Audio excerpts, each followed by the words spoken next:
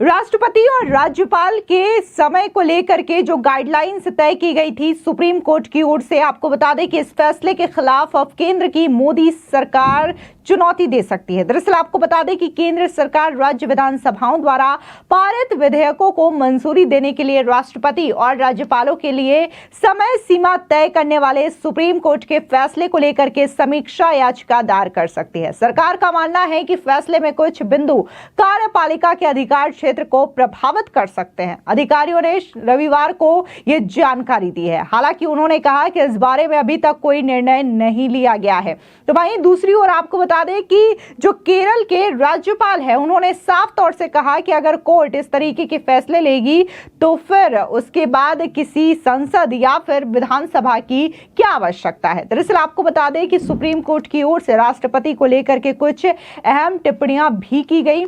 एक तरफ पहली बार सुप्रीम कोर्ट ने कहा कि किसी भी बिल को 2-3 महीने के भीतर मंजूर करना चाहिए। अब इसी कड़ी में अदालत ने यहां तक कह दिया कि कुछ स्थितियों में राष्ट्रपति को अदालत की राय लेनी चाहिए। दरअसल आपको बता दें कि 8 अप्रैल को सुप्रीम कोर्ट का बड़ा फैसला आया, जहां पर तमिलनाडु वर्सेस राज्यपाल मामले को लेकर के यह फैसला सुप्रीम कोर्ट की ओर से सुनाया गया था, जहां पर सुप्रीम कोर्ट ने बाकायदा राज्यपाल को लेकर के यह कहा था कि राज्यपाल हो या फिर राष्ट्रपति हो, उनके पास एक समय सीमा होनी चाहिए किसी भी बिल को पास करने के लिए या फिर उनके लिए हस्ताक्षर करने के लिए। यहां पर सीधे तौर पे सुप्रीम कोर्ट ने यह कहा था कि राज्यपाल जो है वो किसी भी बिल को लेकर के बैठ नहीं सकते, बल्कि 3 महीने के भीतर उन्हें हस्ताक्षर करके या फिर इस बिल के बारे में जो भी उनकी राय हो उन्हें सरकार को बता देना चाहिए। इसी के साथ ही सुप्रीम कोर्ट ने राष्ट्रपति की भी समय सीमा तय कर दी, जिसके बाद सोशल मीडिया पर इस फैसले को लेकर के कई तरीके के विवाद भी छिड़ गए।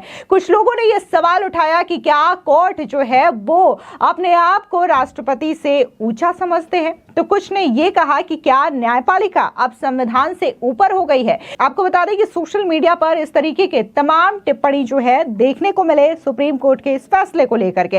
अब इस बीच बड़ी खबर सामने यह आ रही है कि केंद्र सरकार जो है इस फैसले को लेकर के एक याचिका दायर कर सकती है। अधिकारियों के मुताबिक समय सीमा की समीक्षा की मांग के अलावा सरकार सर्वोच्च न्यायालय के उस आदेश की समीक्षा की मांग कर सकती है जिसके मुताबिक यदि राज्यपाल द्वारा विचार के लिए भेजे गए विधेयक पर राष्ट्रपति अपनी मंजूरी नहीं देते तो राज्य सरकारें सीधे कोर्ट का दरवाजा खटखटा सकती है। नाम न बताने की शर्त पर एक अधिकारी ने कहा कि अभी तक कोई निर्णय नहीं लिया गया है, लेकिन समीक्षा याचिका पर विचार किया जा रहा है। अधिकारी ने समीक्षा याचिका दायर करने की समय सीमा नहीं बताई है।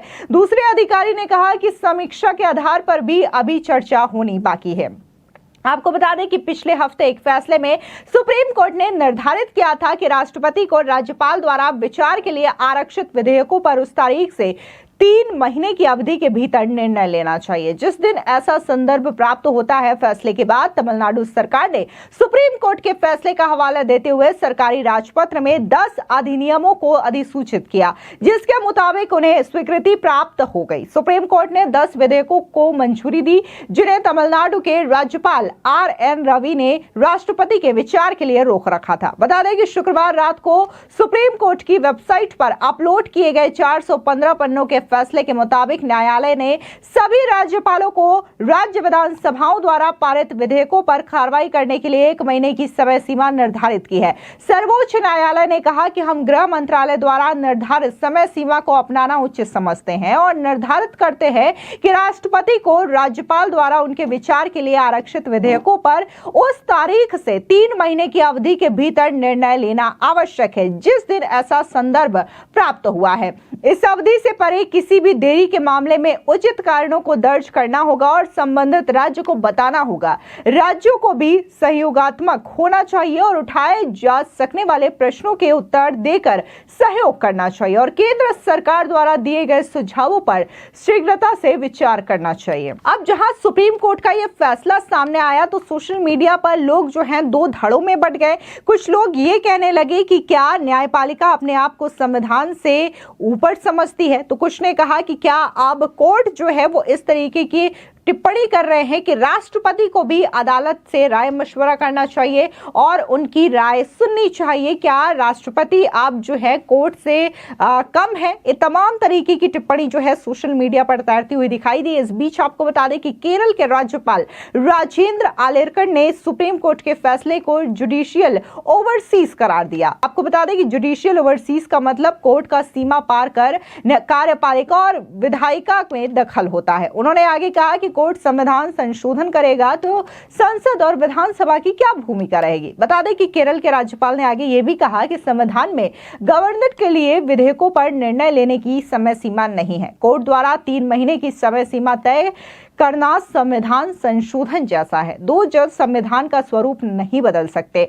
न्यायपालिका खुद मामलों को वर्षों लंबित रखती है। ऐसे में राज्यपाल के पास भी कारण हो सकते हैं। उन्होंने कहा कि केरल राजभवन में कोई बिल लंबित नहीं है, कुछ बिल राष्ट्रपति को भेजे गए हैं। गौरतलब है कि केरल सरकार भी इस मामले में सुप्रीम कोर्ट गई, जिस पर 13 मई को सुनवाई है। केरल सरकार ने सीजेआई संजीव खन्ना से अपना केस जस्टिस पारदीवाला और जस्टिस आर महादेवन की बेंच को भेजने का आग्रह किया है। यानी कि एक तरफ जहां तमिलनाडु वर्सेस गवर्नर का केस चल रहा था सुप्रीम कोर्ट में और इसी मामले को लेकर के 10 अप्रैल को फैसला सामने आया, तो अब केरल का मामला भी सुप्रीम कोर्ट पहुंचा है, जिसको लेकर के मई में सुनवाई होनी है। दरअसल आपको बता दें कि 8 अप्रैल को सुप्रीम कोर्ट ने तमिलनाडु सरकार और राज्यपाल के मामले में ऐतिहासिक फैसला लिया था। अदालत ने कहा था कि राज्यपाल को विधानसभा की ओर से भेजे गए बिल पर 1 महीने के भीतर फैसला लेना होगा और इसी फैसले के दौरान अदालत ने राज्यपालों की ओर से राष्ट्रपति को भेजे गए बिल पर स्थिति स्पष्ट की। ये ऑर्डर 11 अप्रैल को सार्वजनिक किया गया और इसे जब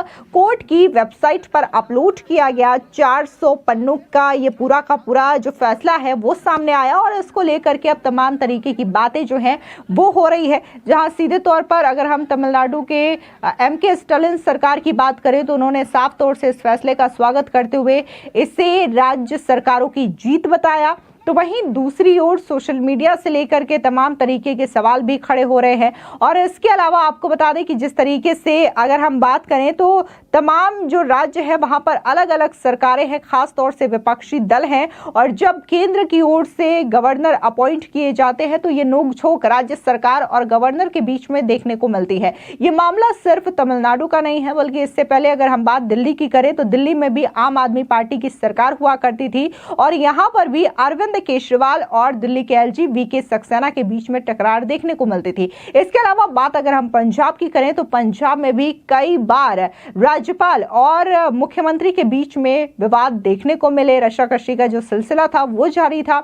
इसके अलावा बात अगर हम महाराष्ट्र की करें तो महाराष्ट्र में भी जब पूर्व की सरकार थी तो उनके साथ भी जो है राज्यपाल और मुख्यमंत्री के बीच में जो तनावपूर्ण स्थिति थी वो देखने को मिलती थी। इसके अलावा बात अगर हम पश्चिम बंगाल की ममता सरकार की करें और वहां के जो राज्यपाल हैं सीवी आनंद बोस, उनके साथ भी इस तरीके की टकराव वाली स्थिति देखने को मिली है। तो अगर हम कहें कि अलग अलग राज्यों में जो विपक्ष की सरकारें हैं उनके साथ कहीं ना कहीं राज्यपाल के साथ मनमुटाव या फिर तकरार की खबरें आती ही रहती हैं और अब ये मामले जो है वो सुप्रीम कोर्ट जा रहे हैं। फिलहाल इस पूरी खबर पर आपकी क्या राय है, कमेंट सेक्शन में जरूर बताएं। धन्यवाद।